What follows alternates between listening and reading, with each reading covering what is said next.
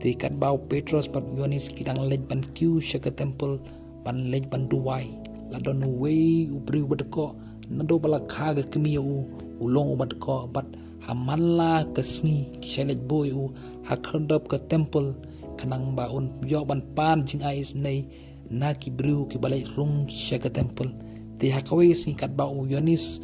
badu Petros kidang mud ban lej rung syapok kane ka temple ban lej ban duwai te kila yo yo une ubriu ubat ko te une ubriu ubat ko ro andaw la yo Petros bat Yohanes ula pej yaki khamat ki jong shaki bat udon ya ka jingkermen ba kin ai yo te kat ba Petros bat Yohanes kidang wan kham shajan jong te une ubriu ulas dang ban ra ikhti jong pan jing ais nei naki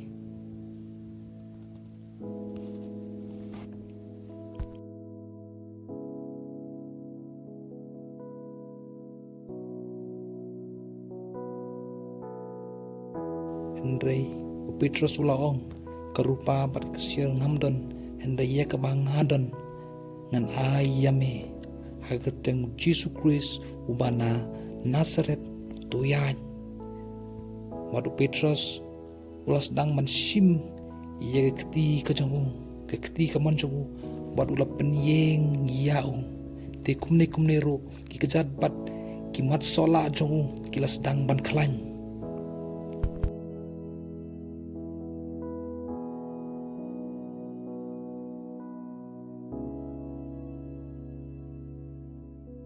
te uniu briu badko udap de jingkemen ulaban yeng menta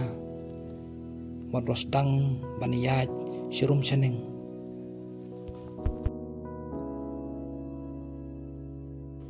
ulas dang baniyaj shirum chaneng namarba nando balakha ya umla baniyaj namar ulong bri badko bat kibru kitab de jinglengoy namarba haman la kapor bakilej ban rung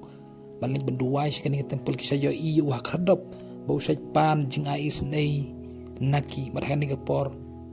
ula baniyaj badu sedang banlij rung siapa ke temple mau bat Petros badu Yohanes te kibriu kitab da jing lengo ya namar ba kolong ke jingjia ke bom cuja meno